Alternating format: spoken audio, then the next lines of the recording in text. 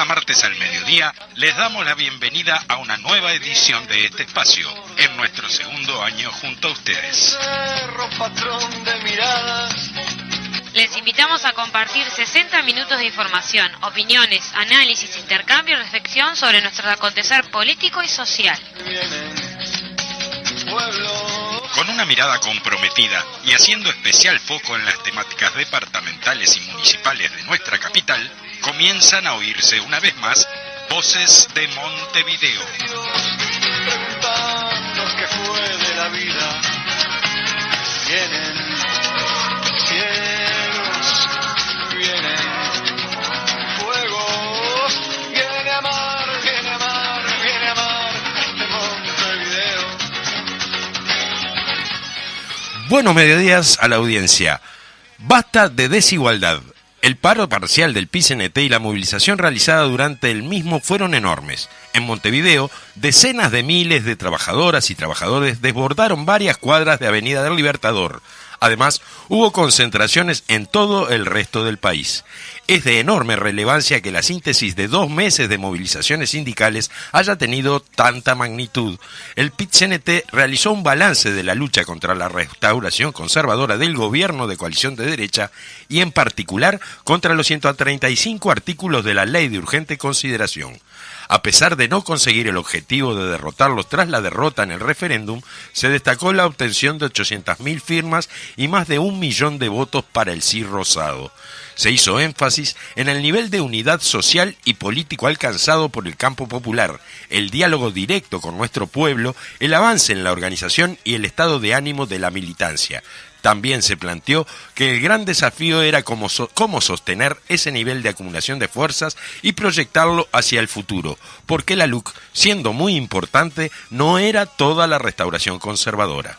Por eso el 1 de mayo se hizo una gran movilización, con propuestas inmediatas para atender la crisis social que se mantiene, enfrentar y ajustar, levantar una perspectiva, iniciando el proceso de debate y la lucha hacia el Congreso del Pueblo, una referencia de construcción de organización popular y de programa alternativo al de las clases dominantes. El PIT-CNT propuso en el 1 de mayo 10 medidas urgentes para enfrentar la crisis. 1. Subir las asignaciones familiares y la tarjeta Uruguay Social. 2. Aumento del salario mínimo nacional. 3. Prórroga de jornales solidarios. 4. Aumento de la inversión pública. 5. Plan de vivienda con más inversión que resulta un problema social y que genera empleo. 6. Plan de compras públicas para el armado de proveedores nacionales que genere trabajo para los y las uruguayas. 7. Recuperación del salario real. 8. Diálogo social tripartito por un plan de creación de puestos de trabajo. 9. Diálogo social con todos los involucrados sobre la seguridad social. 10. Medidas tributarias para el financiamiento de las anteriores medidas. Incremento de 10% del impuesto al patrimonio, exceptuando a las empresas con rentabilidad negativa. Aumento del 10% del IRAE a las empresas con ganancias extraordinarias. Impuesto a las empresas agroexportadoras que hayan tenido más de 20% de incremento del presupuesto de sus productos, del precio de sus productos, y un 2% de impuesto a los depósitos de uruguayos en el exterior. La Central Obrera aprobó un plan de lucha para pelear por estas propuestas y seguir acumulando fuerzas. El 20 de mayo, nuestro pueblo organizó una gigantesca pueblada contra la impunidad, un verdadero plebiscito en la calle por verdad y justicia. Se concretaron una serie de enormes movilizaciones. Primero fue la Conferencia Nacional de Sindicatos Industriales, la Confederación, de Sindicatos Industriales, luego la enorme Marcha Nacional Educativa, seguida de las marchas de las y los trabajadores de la salud, pública y privada, de COFE, de la Coordinadora de Sindicatos de ANCAP, de la Mesa Sindical Coordinadora de Entes y la enorme movilización del ZUNCA hace una semana. Todo ese trabajo de proponer, dialogar con nuestro pueblo, organizar y movilizar se sintetizó en el también enorme paro de este jueves 7 de julio. Y el gobierno, que iba a ser, según palabras del propio presidente de la República, Luis Lacalle Pou, una rendición de cuentas gasto cero o casi, tuvo que cambiar y dar señales porque incluso las sacrosantas encuestas empezaron a reflejar el descontento popular. Más de la mitad de la población opina que la situación económica está mal o muy mal. La coalición de derecha en el gobierno expresa intereses materiales de clase. Es la expresión política de los sectores del agronegocio, el capital financiero, los propietarios de la tierra, de los grandes medios de comunicación y la gran industria. Por eso sigue adelante con su ajuste neoliberal y beneficia con el rumbo general y también con las medidas específicas a los Maya Oro. Pero la movilización, la organización popular, el diálogo organizado de miles con miles les crea problemas. No se puede excluir a la movilización popular y los cuestionamientos en ella realizados, de las causas de los cortocircuitos que empiezan a hacerse costumbre dentro de los sectores que componen la coalición de derecha. La última expresión pública de esto es la negativa de un sector del Partido Colorado y de diputados de Cabildo Abierto a votar la derogación completa de la Ley de Servicios de Comunicación Audiovisual que restituye privilegios a los dueños de los grandes medios de comunicación. Habilita la concentración y extranjerización de la propiedad de estos y golpea a Antel privatizando completamente un sector estratégico como la venta de datos de Internet. Es el elenco más estrecho alrededor del presidente Luis Lacalle Pou, ni siquiera todo el herrerismo, mucho menos todo el Partido Nacional y ni qué hablar del resto de sus socios de la coalición de derecha, que impone este rumbo fanático y autorreferencial, esta mirada exclusivamente de negocios sobre el acontecer nacional. Lacalle Pou, que gobierna con una concepción presidencialista extrema, promueve sus ideas, sus iniciativas, sin siquiera buscar el consenso de sus socios en el Poder Ejecutivo. Es Lacalle Pou en su mundo propio, donde maneja las perillas y nos lanza reflexiones como que la educación no necesita dinero frío, sino dinero humano, que además de confusa y falsa, porque en realidad le recorta rubros, expresa un fetichismo con el dinero que ya causa preocupación. Para Lacalle Pou todo, absolutamente todo, se referencia al dinero. Esa concepción comienza a crearle problemas con sus socios de la coalición, además de hacerle perder terreno en la sociedad en su conjunto. Por eso hace bien el PCNT en movilizarse y cuestionar, en reclamar respuestas, en poner el centro en donde debe estar, la desigualdad. La ministra de Economía, Susana Arbeleche, y el todopoderoso director de la OPP, Isaac Alfí, intentan ocultar con tecnicismos de discurso lo más repartido que está el crecimiento económico y lo mucho peor que lo estará en el futuro. Las exportaciones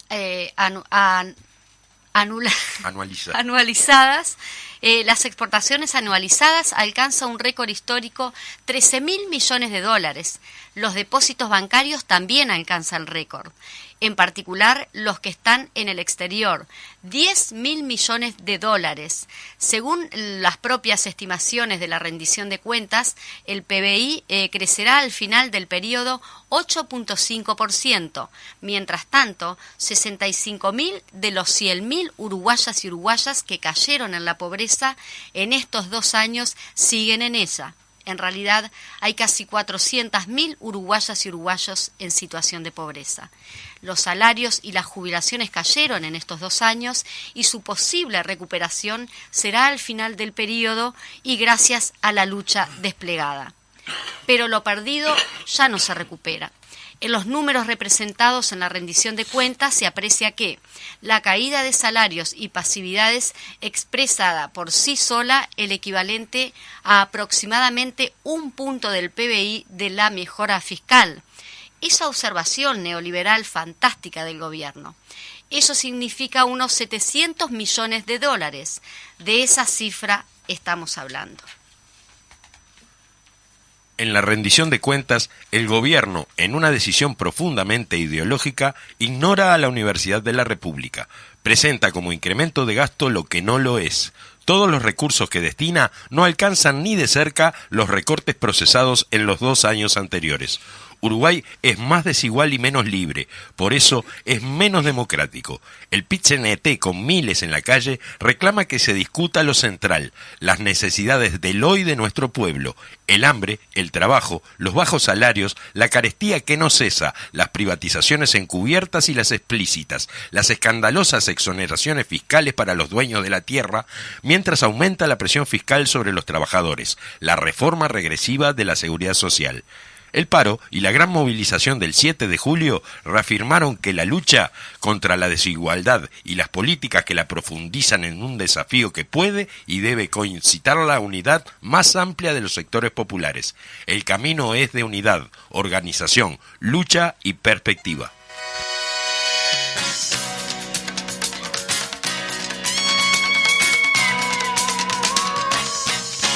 Con su voz marinera encantada viene un viento inventor de avenidas, viene un cerro patrón de miradas que va hundiéndose allí en la bahía.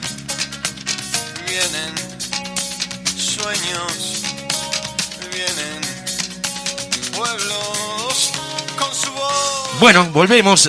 Buenos mediodías a toda la audiencia. Aquí estamos para comenzar a dar un nuevo programa, el número 63 de Voz en Montevideo, junto a la querida Majo. ¿Cómo estás, Majo? Bueno, muy buenos días a todas y todos. Sí, bueno, buenos días a ti también, Daniel, y le mandamos un abrazo, un besito a Noé, que hoy no puede estar con nosotros. Exactamente, compromisos laborales. O sea, está torturando jóvenes en una mesa de exámenes. Así que... No, pero yo quisiera tenerla igual en una mesa de exámenes. Vos decís, ella es buena, tiene ¿no? carita de buena. Sí, puede ser. Creo sí. que no los matan. No sé, habría que conversar con sus alumnos.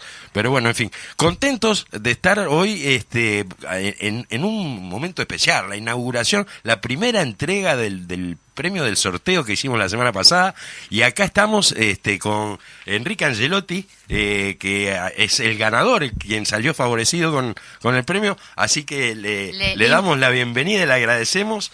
Enrique, contanos un poco, ¿escuchás habitualmente el programa o fue de casualidad que te encontraste con el sorteo y te gustó para participar? La verdad, decila. Bueno, la verdad, antes que nada, muy buenos días a todos, muy contento de estar acá, muchas gracias por la invitación. Sí, lo escucho de lunes a viernes, escucho siempre... todas las audiciones, sí, qué bueno. Bueno, bien, Majo, muy ¿viste? bien. Bueno, felicitaciones por haber ganado un libro. Vaya si es necesario los libros en las casas. Tendrían que haber muchos libros. Muchísimas gracias y bueno... Por favor, los agradecidos somos nosotros de tenerte prendido así de esa forma, siempre fielmente a todos nuestros programas, ¿no?, de la semana, y bueno, esperemos que siga así. Vamos a seguir sorteando. Ahora ya largamos el sorteo del próximo, sí, ahora próximo mes, el primer martes del mes que viene, vamos a sortear uno, y por supuesto que estás habilitado para seguir participando, así que capaz que tenés la suerte de seguir completando tu biblioteca con estos libros. Bueno, muchas gracias y felicitarlos por la tarea que realizan, que la verdad que es muy importante la comunicación y el informar. Bueno, gracias Enrique, de verdad. Muy bien, qué contento, la verdad, qué lindo, ¿no? Qué lindo, qué lindo. El concretar entonces esa idea del sorteo que estuvo muy buena y bueno, poder entregarle al compañero, al amigo acá un precioso libro. Invitarlo si quiere seguir en el programa con nosotros, si no, bueno, claro, por supuesto, a disfrutar de ese libro. Exactamente. No, sabemos que Enrique de verdad salió del trabajo expresamente en la media hora para venir a acompañarnos, así que de verdad le agradecemos también el esfuerzo, porque bueno, para nosotros era importante tenerlo acá con nosotros, ¿verdad? León, ¿vos querés agregar algo con respecto a esto? No, bueno, del lanzamiento. Bueno, muy contento de que se haya concretado el primer sorteo del primer libro, y ya podemos ir adelantando que a toda la audiencia que vaya mandando mensajes, porque el primer martes de agosto vamos a estar sorteando otro libro de Carlos Jaffe, en este caso el libro Enrique Rodríguez, Forjador de Unidad y Organización del Movimiento Obrero. Así que bueno, muy contento de haber hecho entrega del primer libro y de la gran participación que tuvo esta instancia, e invitar, que seguramente se va a aumentar para el próximo, ¿no? Todo hace suponer que sí. Ahora que la audiencia sabe que va a venir, que está invitada a recibir el libro aquí, que va a estar junto a León, por ejemplo. Con el famoso León de las columnas. Se va a poder columnas. sacar una foto con León, ponele, ¿viste? Por ejemplo, seguramente la audiencia participe mucho más. No, les decimos sí. los mensajitos por WhatsApp al 092 41 1001, que es nuestro habitual teléfono, y en todas nuestras redes sociales, dejando un mensaje diciendo que quiere participar del sorteo, el nombre y los últimos 4 dígitos de la cédula, o sea, 3 más guión. Así que... Exactamente, y allí va a estar también en las redes sociales, va a estar Enrique en esa entrega de libros que se le hizo acá también para que la gente lo pueda ver. Sí, ya tomamos... Tenemos al productor acá. Adrián como jefe de producción ya se encargó de tomar los registros gráficos, la foto correspondiente para subir en las redes, así que bueno, van a conocer a Enrique también a través de allí de nuestras redes. ¿Qué te parece si le damos paso entonces al gran momento del programa? Le vamos a dar paso a León D'Amico, que va a estar con su columna, que ya no es la columna de León D'Amico, tiene su nombre. Claro, Apuntes de nuestra historia. Apuntes de nuestra historia, que es el nombre que le hemos dado a esta columna, y que bueno, que siempre inicia con música, como León nos tiene acostumbrado, así que le damos paso entonces a Javier hoy en los controles, en sustitución. Está de vacaciones escolares, Fede, ¿no? O sea, algo así creo que es. Entonces Javier nos acompaña en los controles, le pedimos entonces ya que mande la música de León.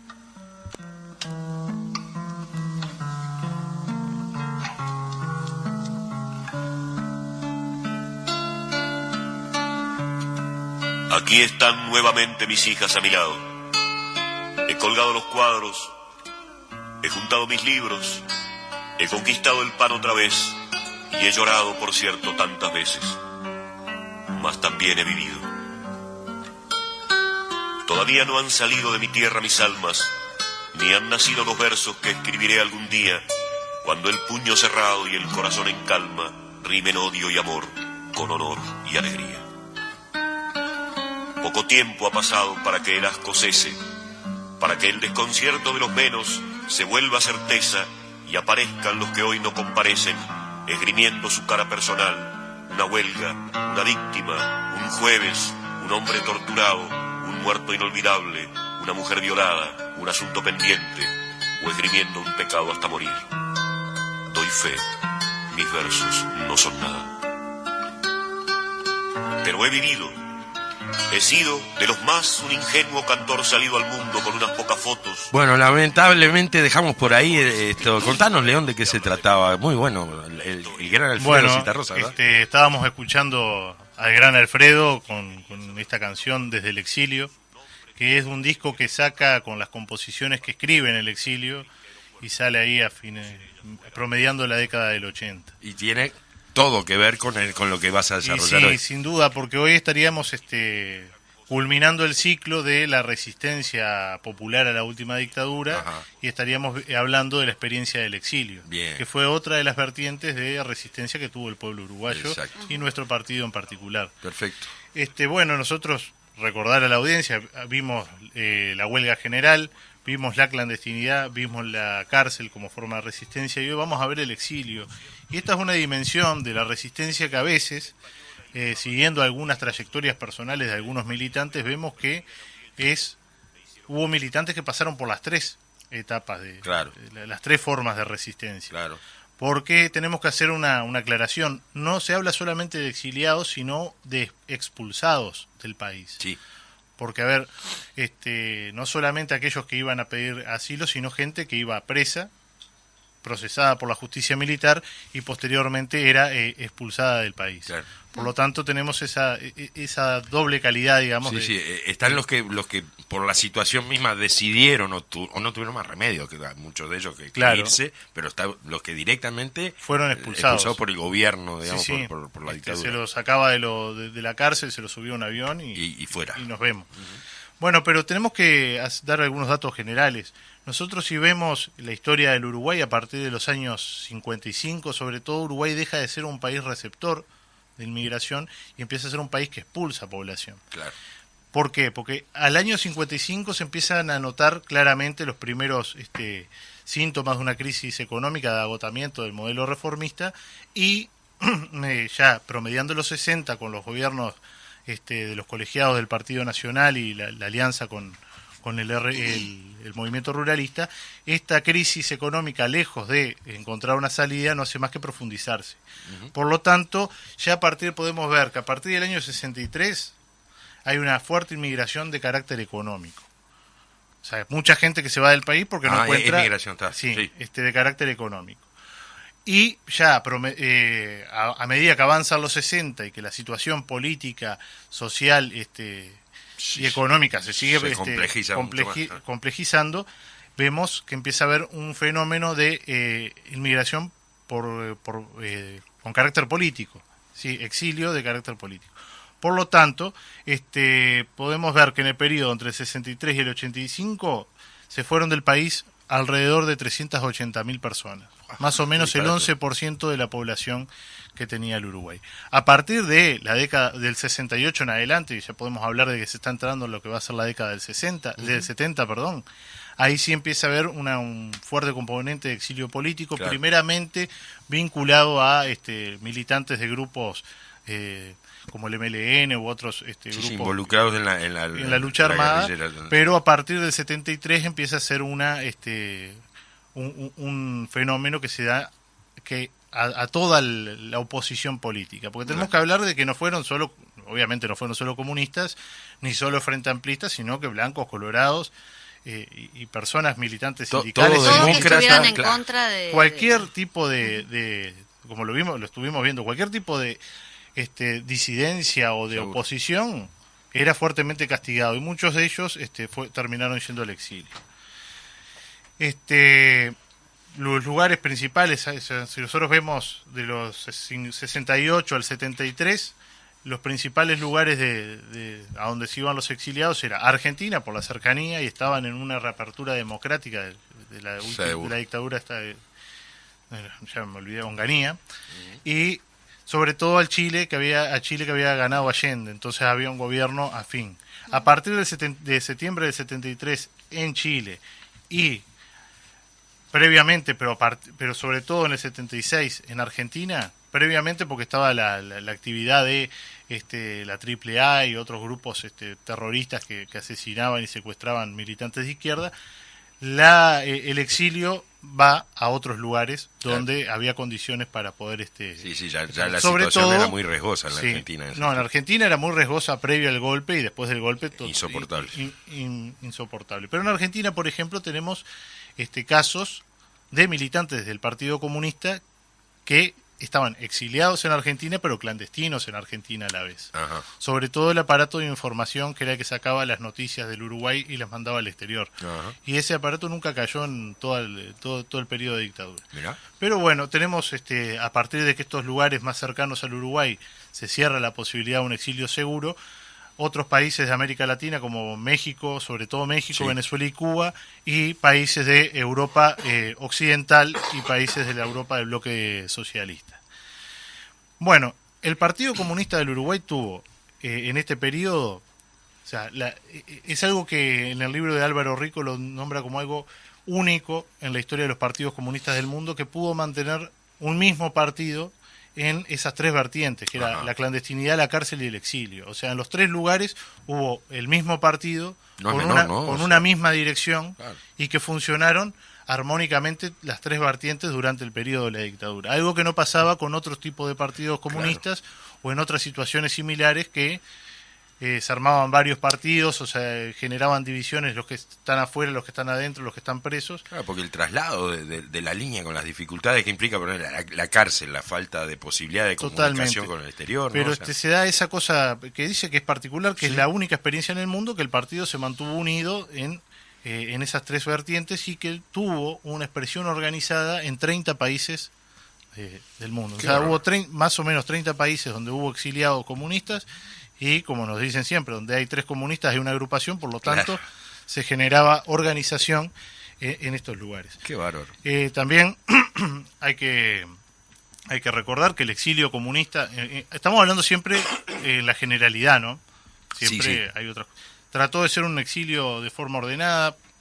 La primera opción siempre no era irse, sino quedarse a dar la lucha acá, pero cuando aparecían situaciones de una caída inminente o riesgo de vida o lo que fuera, o riesgo de salud, algunos camaradas muy veteranos, el partido les solicitaba que se fueran al exilio. Igualmente hubo muchos casos de gente que teniendo graves problemas de salud o sabiendo que estaban al borde de caer, decidieron quedarse. Porque toda la gente con la que uno ha podido hablar, que ha pasado por esta experiencia, dice que no, o sea, que el exilio no era un algo feliz, sí, claro, sino que todo lo contrario. O la gran mayoría de los que se fueron no se querían ir, se querían quedar dando la pelea acá, pero bueno, el partido decidió que fueran al exterior porque lo consideraban más valioso la tarea que podían hacer en otros lugares que cayendo presos, digo, ¿no? Exactamente. Pero tenemos que ver, entonces, yo estuve hace un tiempo haciendo una pequeña investigación para presentar un avance de investigación, un curso de formación permanente sobre cómo veía la prensa del exilio comunista la cuestión de la cárcel en Uruguay, ¿no? Cómo se veía desde afuera la cárcel en Uruguay, y revisando toda esta prensa, que es mucha, hay una cosa que es unánime en toda la prensa, o sea, que sale en diferentes países, que es como un leitmotiv de cara al Uruguay. Nosotros estamos de cara al Uruguay, nosotros estamos luchando para apoyar la lucha en el interior del Uruguay y lograr la caída del régimen, y esperando poder volver. Claro, no se planteaba esa cuestión de, bueno, ya nos quedamos acá y bueno, hacemos nuestra. Entonces, para ver unos ejemplos nomás de algunas de las publicaciones, está Análisis, que salía en Cuba, Mayoría en Suecia, Mayoría Oriental, que salía en Argentina ya a partir del 83, tenía desde Uruguay en México, el Boletín Exterior del PSU, que salía en Moscú y se repartía a nivel mundial. Como ahí se centralizaba toda la información que llegaba de diferentes boletines, y salía un boletín especial que se repartía a nivel mundial. La revista Estudios, que se siguió editando en el exilio, y jugaron un rol fundamental las audiciones de radio en este periodo, sobre todo la de Radio Habana Internacional, Radio Moscú, Radio Berlín y Radio Nederland de los Países Bajos, donde se hacían audiciones partidarias en las cuales llegaban al Uruguay porque se transmitían por onda corta. Todavía no existía Voces de Montevideo. No, está hoy está la FM y la AM, antes estaba la AM y la onda corta, que era una red de transmisión que se podía escuchar desde muchísimos miles de kilómetros. Clandestino. Nosotros, acá hay algo bien importante, que es que en la Dirección Nacional de Información e Inteligencia, la DNI, hay registros, o sea, los servicios de inteligencia de la dictadura, hay registros de que tanto la prensa escrita como las audiciones de radio llegaban al Uruguay, porque se ve que a un par de milicos escuchando las audiciones para sacar nota, o sea, era algo que no era no desconocían ellos tampoco. No eran acciones solamente para el exilio, sino que llegaban al Uruguay. Claro. Y hemos encontrado algunos números de sobre todo el Boletín Exterior del PSU, microfilmados que están en los archivos de la Dirección Nacional de Inteligencia. Así que es la prueba fehaciente de que llegaban. Esos materiales llegaban al Uruguay, como los materiales como Carta y Liberarse salían al exterior. Sí. Pero bueno, estas cuestiones de la prensa vienen con una fuerte campaña de solidaridad, con la situación uruguaya, de una fuerte campaña de denuncia. Y acá hay que hablarlo más allá del partido, sino de toda la oposición política. Y es muy importante ver, por ejemplo, el caso de Wilson Ferreira yendo al Congreso de los Estados Unidos denunciando la violación sistemática de derechos humanos en el Uruguay. Y que eso, por ejemplo, para ver la llegada que tenía eso, a partir de la denuncia que hace Wilson Ferreira en el Congreso de los Estados Unidos, se crea una ley, la ley Koch, que ese Koch es el apellido del congresista que la presenta, que dejan de mandarle ayuda financiera a la dictadura uruguaya. Mira, pero fue tan fuerte eso de que el Congreso definiera eso, que el dictador Aparicio Méndez terminó diciendo que el Congreso de los Estados Unidos estaba cooptado por el marxismo internacional y que eran los mayores aliados de la sedición en el Uruguay. El Congreso de los Estados Unidos, que fue el que generó todo este problema, ¿no? Qué locura. No, pero se armó un lío diplomático de dimensiones importantes. Pero bueno, tenían ese tipo de campañas de y tuvo ese denuncia. peso, digamos, eso que vos decías. Por ejemplo, la de Wilson acción, Ferreira, pero después mandar notas a la OEA o a todos los organismos internacionales con miles y miles de firmas de ciudadanos uruguayos y del mundo que pedían por la liberación de los presos políticos, el cese de la tortura, la caída de la dictadura, y eso tuvo un peso real, claro. Se tradujo tuvo en resultados concretos y tangibles. También, el partido, sobre todo en la cuestión de las finanzas, tuvo un papel central en ese momento, porque la plata que se juntaba era para mandarla al Uruguay. Pero no era plata que era solamente donaciones de esto y del otro, sino que la gente, los comunistas que trabajaban en sus trabajos normales, gran parte de su sueldo lo mandaban al Uruguay para poder apoyar a los presos y a las familias de los presos, claro, que también son los grandes olvidados de esta historia, porque siempre hablamos de los presos, los exiliados, los clandestinos, pero nos olvidamos de las familias que también tuvieron la sufrieron muchísimo esta situación. Y en general también tuvieron un rol de apoyo importantísimo a esos camaradas, a esos compañeros.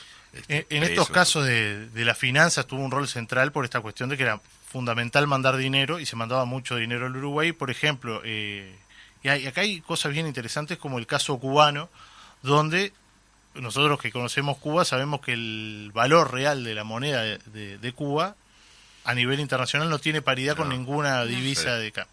O sea, fuera de Cuba no vale nada, es papel pintado.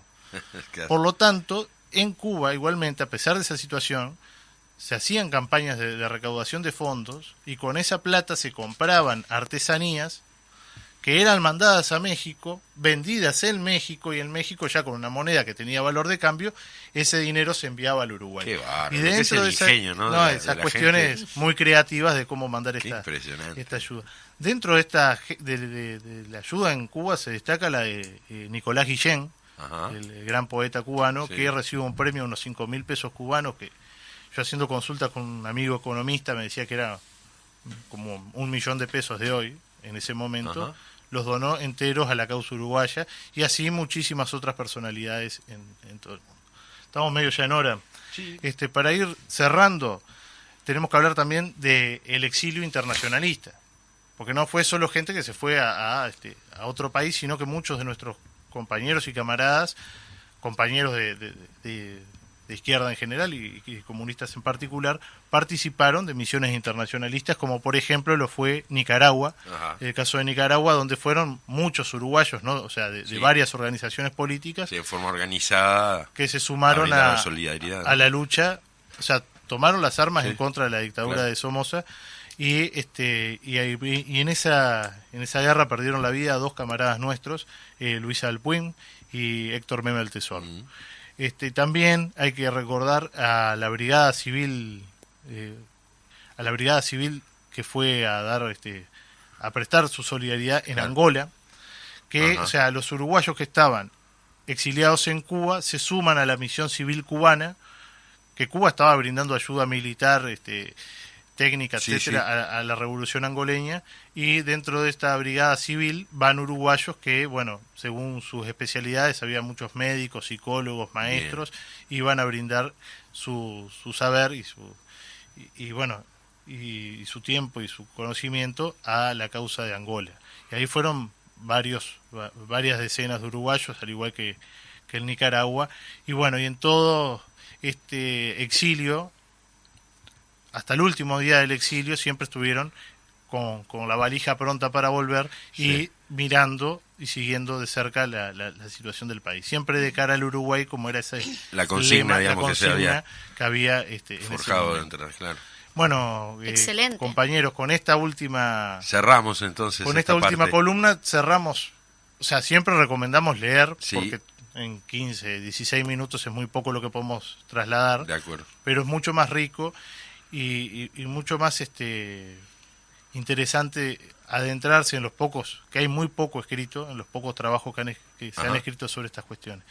Los invitamos a seguir leyendo, y siempre hay un debe, hoy nos dio el tiempo de hablar también de que el tema del exilio no solamente fue duro para quienes lo sufrieron, los que se tuvieron que ir, sino para los hijos que nacieron en el exilio. Seguro. Y que muchas veces sufrieron un doble exilio. Porque, después el desarraigo de volverse, claro, digamos, para ellos. Niños que nacieron en Suecia o en, o en México, donde fuera, que nacieron ahí, sus primeros años los vivieron en esas sociedades distintas, y después volver al país de sus padres generó bastantes complicaciones. Pero bueno, Con esto, camaradas, compañeros, terminamos este ciclo de columnas. Buenísimo. Y ya vendremos el martes que viene con una nueva. Bien, te damos las gracias entonces, León, como siempre, muy rico tu aporte, así que bueno, vamos a ir a la pausa, a los compromisos de la emisora y volvemos en unos minutitos nada más. El concierto de los menos se vuelva certeza y aparezcan los que hoy no comparecen, esgrimiendo su cara personal.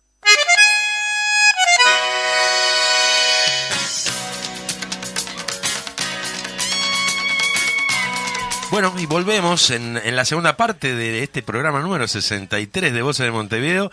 Y hoy estamos con una invitada especial, Majo. Tenemos la entrevista ahora, ¿verdad? Sí, justamente tenemos la entrevista. Allí teníamos primero la columna de León y en este momento estamos con la licenciada en psicomotricidad Débora Gribov. Ella nos va a hablar justamente del presupuesto cero de UDELAR y bueno, y de otras cuestiones que acatan justamente en las cuestiones de educación, pero principalmente porque ya sabemos que se ha venido debatiendo esta situación de la rendición de cuentas y el presupuesto cero o nada para la UDELAR. Para dar un pantallazo sobre el currículum, digamos, de Débora, digamos que es egresada y docente de la Universidad de la República y es integrante de la Asociación de Docentes de la Universidad de la República, ADUR. Así que, bueno, bienvenida, Débora, y muchas gracias por acompañarnos. Buen día. Bueno, gracias por la oportunidad de poder compartir también las preocupaciones en este momento tan grandes que tenemos todos, ¿no? No solamente los universitarios. Sí, sin duda. Y esto, decía Majo, un presupuesto cero, diríamos menos cero, ¿no? Porque hay algo que, si bien no hay un inciso en la rendición de cuentas que menciona la universidad, hay algunas menciones que le quitan recursos. O sea que es compleja la situación. O sea que es peor que cero. Es peor que cero. Es peor que cero. No solo no le dan, sino que también le quitan. Claro. Le quitan, ¿no? Puede haber posibilidades en un informe complementario que esperemos que con la movilización de todos los involucrados y con la sensibilidad de toda la ciudadanía en general se pueda revertir, pero la situación existe, en este momento es esta. Exacto. Es esta. Y me parece que antes de entrar en números que a veces nos grafican bastante la situación de la universidad, a mí me parecía que era bueno, por lo menos someramente, hablar de algunas cosas que hacen a la universidad una institución tan particular y tan importante. Bien. Y tan importante en la historia de nuestro país. Exacto. ¿No? Sí, no estamos hablando de cualquier cosa, digamos, de un ente más o... Exactamente. Bien. Porque además la universidad está estrechamente vinculada a la historia de nuestro país y a la historia democrática de nuestro país, claro, en el sentido más pleno. Obviamente desde el origen de la universidad, pero la universidad vinculada a un movimiento también de universidades latinoamericanas, de la región, bien importante esto, pero también defendiendo algo que está reconocido, que la educación terciaria es un derecho humano fundamental. Uh-huh. Nuestra universidad es una universidad pública que tiene como principales objetivos, bueno, la enseñanza, la investigación y la extensión, y también la atención de la salud, ¿no? Sí. Ahí como un elemento muy importante. Claro, porque tenemos el hospital de clínica. Ahí va, que ahora vamos a ver algunas cuestiones del hospital. Eso por un lado, ¿no? Pero en esto de cuál es el lugar de la universidad en nuestro país, bueno, primero es una universidad autónoma. Y cuando decimos que es autónoma, no se refiere solamente a cómo organiza ella para adentro todas sus actividades, sino que tiene que ver con una autonomía de cualquier posición política partidaria. Seguro. Es realmente una universidad, una institución que está manejándose por fuera de determinadas líneas partidarias. Y esto es muy importante. Cambios, ¿no? Exactamente. En los gobiernos de turno, ¿verdad? Exactamente. Y por otro lado es una construcción de ciudadanía, un espacio de construcción de ciudadanía muy importante por su organización interna, que es el cogobierno, ¿no? O sea, cómo se orienta la universidad, se orienta por la participación de todos quienes habitamos la universidad en espacios deliberativos, de discusión, de debate y luego de ejecución, pero llegando a conclusiones colectivas de todos los involucrados, ¿no? Y eso es realmente un espacio muy importante, ¿no? Bueno, eso me parece que es importante en el sentido de, para ubicar después el presupuesto, ¿no? ¿Por qué le pedimos un determinado presupuesto y la importancia que tiene? Porque además de esto, la Universidad de la República egresan la mayor cantidad de, ahora después vemos unos números, de profesionales en el país. Sí, claro. La investigación que se hace en este país, prácticamente cerca de un 83% se hace en el ámbito de la Universidad de la República. Así que bueno, son... ¿Qué pasa si fue necesaria en la época, en el momento de la pandemia, ¿no? Plena pandemia. En el momento de la pandemia ahí también hay datos concretos para ver cuál es el lugar. Un diferencial de Uruguay con exactamente, y con las otras instituciones terciarias. Claro. Todo respeto, pero la Universidad de la República ahí marcó fue sustantiva su participación, ¿no? Entonces, también en esto para poder entender, bueno, qué es lo que está pidiendo la universidad y cuál ha sido el desarrollo en estos últimos años, ¿no? Porque, bueno, la universidad además, aclarar algunas cosas, no se la invita a la universidad para elaborar y construir esta rendición de cuentas, en ningún momento se la llamó. Y bueno, esto lo consideramos cosa que también... es como que habitual en otras legislaturas, digamos, en otros periodos del gobierno ha sido así, ¿verdad? ¿No? Exactamente. Entonces, reconociendo que la educación terciaria es un aspecto clave también para el desarrollo de los países, ¿no? Eso hay que tenerlo en cuenta. Los números en estos últimos años de la universidad, bueno, marcan claramente la importancia de esta institución, ¿no? Un poco como para también ubicar a la audiencia la importancia de la institución, ¿no? Nosotros tenemos que prácticamente los estudiantes universitarios en la UDELAR son prácticamente el 87% de los estudiantes terciarios, frente a un 13% de las universidades privadas, ¿no? Es un dato concreto. A veces se pierde de vista en base a la incidencia que le pretenden dar a la universidad o a las universidades privadas, ¿verdad? Ahí va, en el sistema educativo. Digo, parece como que estos números que vos acabas de dar no se toman en cuenta, ¿no? O sea, exacto. Por ejemplo, en el censo del 2019 teníamos 139.830 estudiantes universitarios. Y la Dirección General de Planeamiento proyecta una población hacia el 2024, estoy hablando de los estudiantes de la Universidad de la República, de 144.939 estudiantes. La proyección en este último año, por ejemplo, en el 21, aumentó 16 puntos la matrícula en nuestra universidad, ¿no? Eso es un dato concreto de la importancia que tiene la atención presupuestal para cómo atendemos, porque hay un elemento ahí que siempre nosotros tomamos en cuenta. Hay un número, es lo que se llama ratio, que difiere según las disciplinas, pero hay una relación entre el número de estudiantes y docentes. Esto no se está respetando para nada, ¿no? Sobre todo pensemos en las áreas de la salud, donde es muy importante el espacio práctico y muy individualizada la práctica por las características del área de la salud. Estén muy estrechamente en contacto con el no, alumno, para nada, ¿no?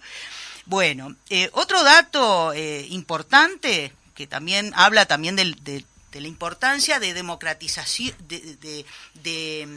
de consolidación de la democracia en nuestro país, en lugar de la universidad. Tenemos que el 54% de los estudiantes en este momento son primera generación de estudiantes universitarios. Eso no es menor.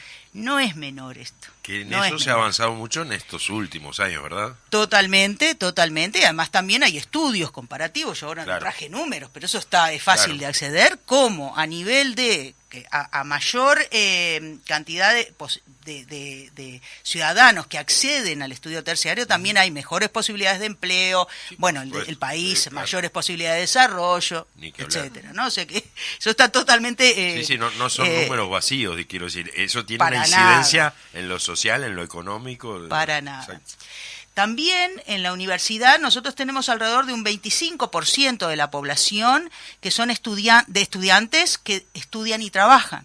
Eso también para nosotros es muy importante porque esto está ligado después a las becas que se solicitan, ligado al presupuesto y a la posibilidad de que los estudiantes continúen sus estudios terciarios, ¿no? En los egresos el 65% son mujeres. Mira. También eso es un elemento que me parece interesante después para estudiar, ¿no? Bien. Y como de pronto ya saben, también todo el proceso de descentralización que ha vivido estos años la universidad, ¿no? Que eso ha permitido también el mayor... En el interior del país, ¿no? Exactamente. Que después vos nos vas a clarificar un poco más, pero que justamente esta rendición de cuentas atenta brutalmente contra eso. Por eso, y eso tiene que ver con esto de que no solamente es cero, sino que está quitando, ¿no? Sí. Veremos, dejemos en puntos suspensivos eso, ¿verdad? Entonces, frente a todos estos números concretos, bueno, la universidad es que pide 1.500 millones de pesos, ¿no? 1.500 millones de pesos que están orientados a 4 programas fundamentales. Uno tiene que ver con la recuperación salarial de los docentes, tiene que ver con la atención de los estudiantes, al aumento de los estudiantes, el hospital de clínica y atender las sedes en el interior. O sea, esos 1.500 millones que pide de incremento presupuestal la universidad están orientados hacia esos 4 programas. Nadie puede decir que alguno de esos ejes sea poco menores, importante o sea menor, ¿verdad? Y con los números que dimos anteriormente está claro por qué se está pidiendo. Sí. Creo que esto no lo mencioné, el órgano máximo ejecutivo, el CDC de la universidad, elaboró un documento donde se detalla, eso está también, se detalla peso a peso en qué gasta la universidad todo su presupuesto. Claro. O sea, que no hay algo oculto acá, algo ¿no? Turbio, acá se muestra un documento donde se muestra todo lo que gasta la universidad y por qué, frente a estos otros números, necesitamos un incremento, porque si no, no vamos a poder sostener este desarrollo de la universidad. También la universidad piensa que en este estado de situación, al final de este periodo, se le va a perder la universidad 7,6 del presupuesto otorgado originariamente. O sea que se disminuye, ¿no? O sea, por eso eso del cero es relativo, sería casi hasta un avance si fuera cero, ¿verdad? Relativo. Ahí va. Entonces, con respecto a el tema de los sueldos, ¿no? Sí. Ese es uno de los programas que pedimos, el incremento de sueldo. Bueno, acá es importante señalar que la universidad hizo un enorme esfuerzo para trabajar sobre lo que se llama el nuevo estatuto de personal docente, que de alguna manera se necesita presupuesto también para poderlo llevar adelante, implica consolidar su estructura docente, aumentarla, consolidar un programa de DT, dedicaciones totales, o sea, a la universidad, para que nosotros, por lo menos los docentes más destacados, puedan mantenerse y trabajar dentro de la universidad y poder revertir una situación muy crítica que vive la universidad, que el 70% de los docentes son grado 1 y 2, y para tener una idea, un grado 1, 20 horas gana alrededor de 14.000 pesos. Claro, sí. Insostenible. ¿Quién vive con eso? Dentro de, haciendo un comparativo de los trabajadores de la educación de este país, los docentes universitarios son los que están más sumergidos, más rezagados.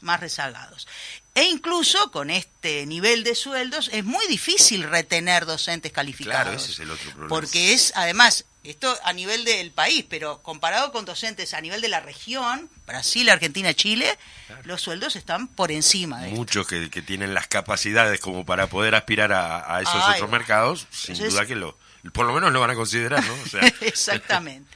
Eso por un lado. Obviamente, con todo este desarrollo de la universidad, también necesitamos aumentar todo lo que es el personal administrativo. Esto está comprometido también. Nosotros ya nos está pasando tener sedes en el interior que les están faltando funcionarios. Claro. Y es imposible funcionar sin funcionarios. Imposible. Hay una estrecha relación entre la tarea docente y la tarea administrativa de todo lo que son las bedelías, etcétera, claro, por supuesto, ¿no? Etcétera, ¿no? O sea que hay...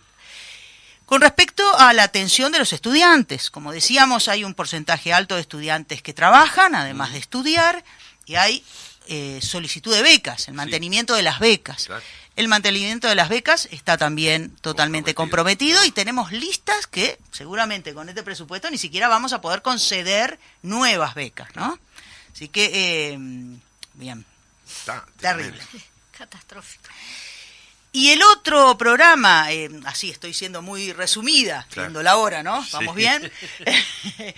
Tiene que ver con el desarrollo de la descentralización de la universidad en todo el país. Eso ha implicado también un aumento muy importante de estudiantes. De centro de estudios. De centro de estudiantes.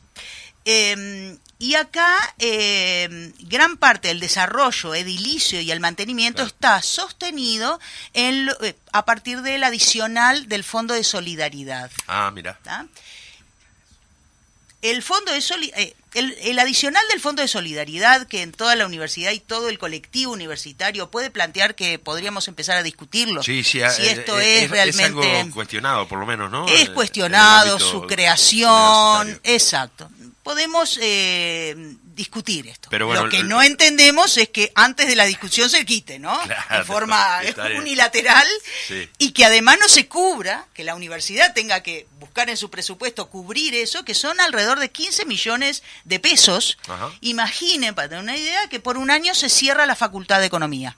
Claro. Para poder sacar esos 15 millones y poder atender lo edilicio. Ajá. Digo, para tener una idea de lo que de la magnitud, implica claro. Que no se nos dé el fondo adicional del Fondo de Solidaridad, que está vinculado a los años de formación. Ahí hay porque es el adicional, algunos lo pagan, por eso es un poco discutible. Sí. Pero bueno, en este momento no consideramos que sea el momento para quitarlo, claro. ¿verdad? Y sin encontrar, digamos, o sin ofrecer una alternativa. Exactamente. No, la alternativa es que la universidad se haga cargo como pueda. Claro. No corresponde.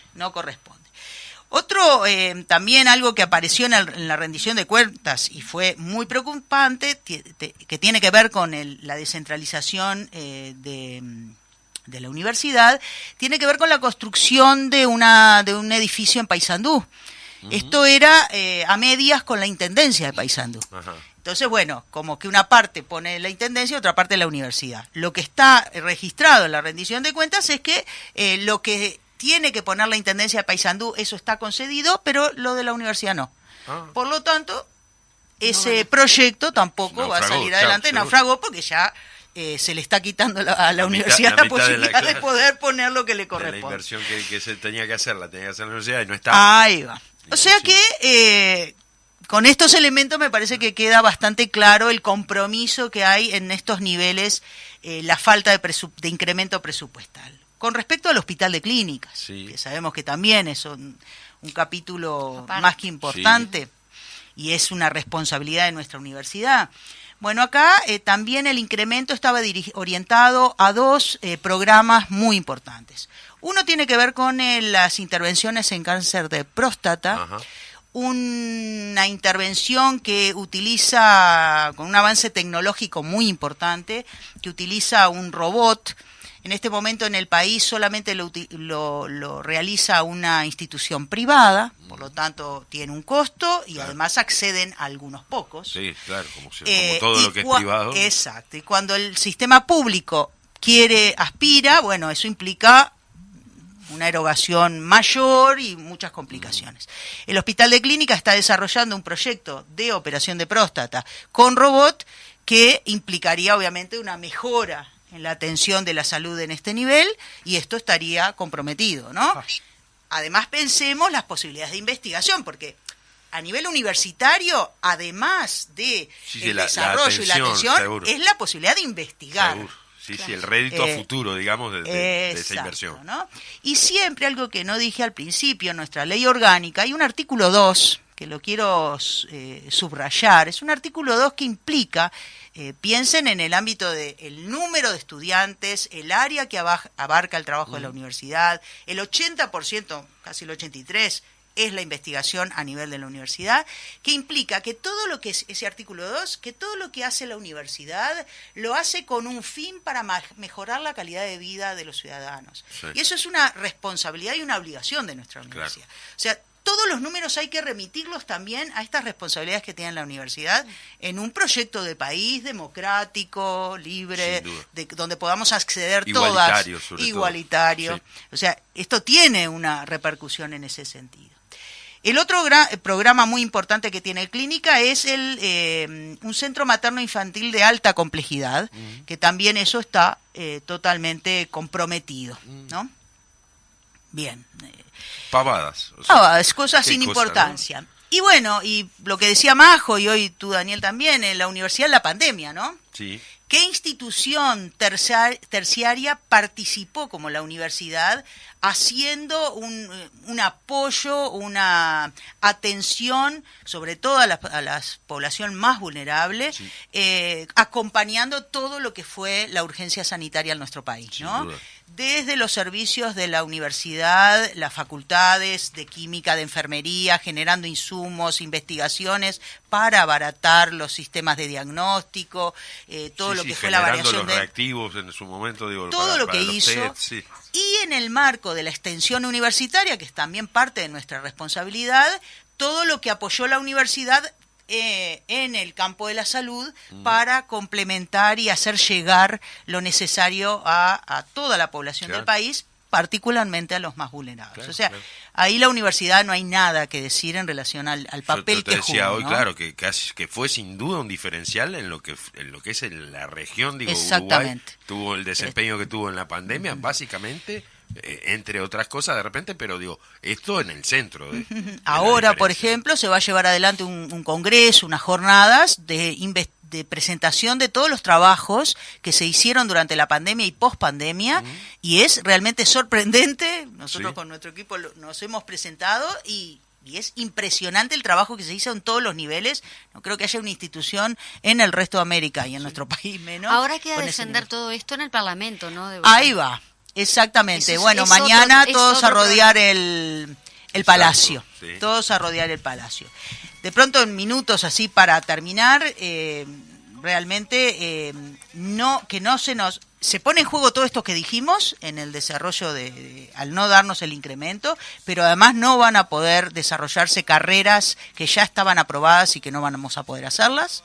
Muchísimas carreras importantísimas, no vamos a poder seguir avanzando en el proyecto de habilitar todas las carreras de la Universidad de la República. Hay algunas en el campo de la salud que todavía tienen cupo porque no tenemos estructura docente suficiente por falta de presupuesto.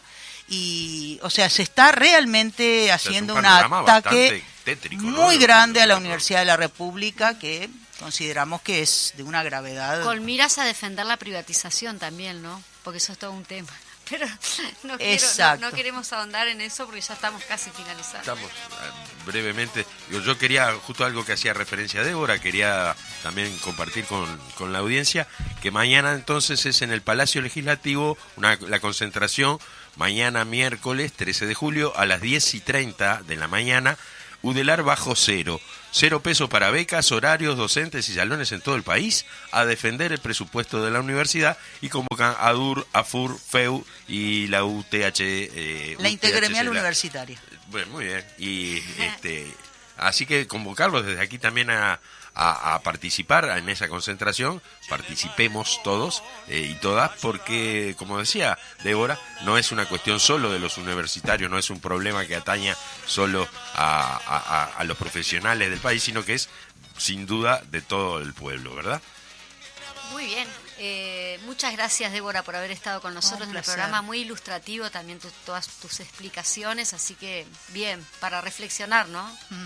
Y para convocar también estar todos allí en el Palacio. Sin duda que sí. Gracias, Débora. Mira, nos llega así en este momento una noticia de que se suspendió a última hora el tratamiento del proyecto de tenencia compartida en el Parlamento, de un proyecto de ley que fue fuertemente cuestionado por muchas organizaciones sociales en cuanto a los derechos de las niñas, niños y adolescentes.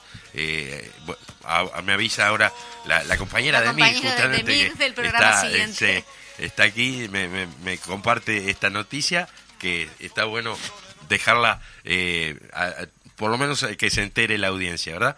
Y bueno, y ahora sí, nos vamos. Nos vamos porque nos van a tirar mucho de las orejas. Nos vamos, nos veremos, nos escucharemos el martes que viene. Gracias por acompañarnos y será hasta el martes que viene entonces. Gracias.